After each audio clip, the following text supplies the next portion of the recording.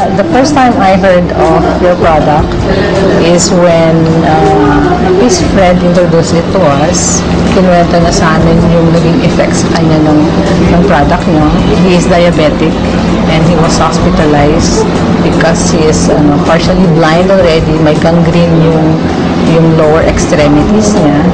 And na 50-50 siya sa hospital. And then, he took complete 8 capsules a day, yung initial. Yun ang prescribe sa kanya. Ako yung doctor doon daw yung sa kanya yung nag-prescribe sa kanya. It was also a doctor. So, pinascribe siya ng 8 capsules a day. Tapos, after 3 days, nag-dry up daw yung niya, yung kanyang gangrene. So, hindi na amputate yung kanyang leg.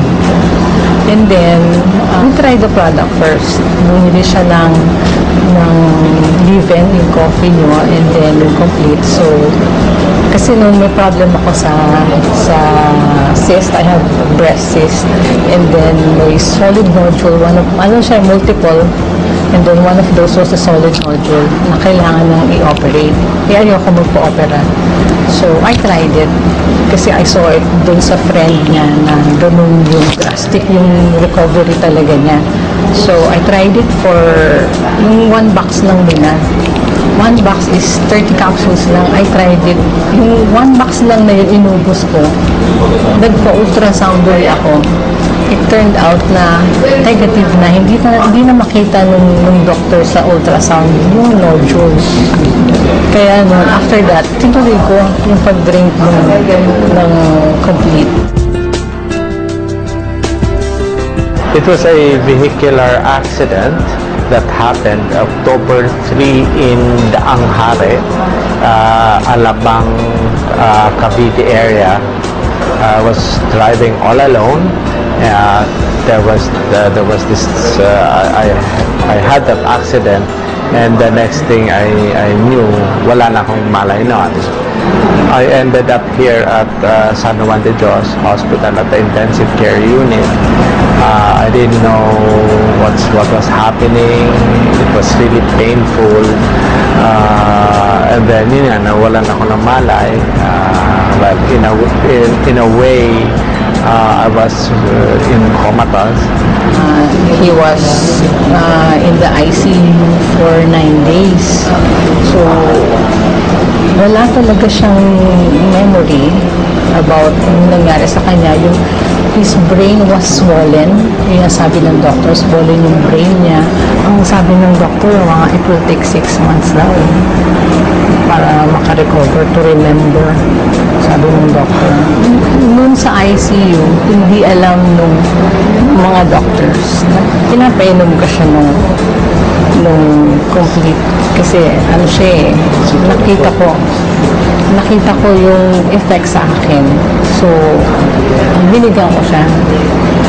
Remarkable yung yung recovery niya.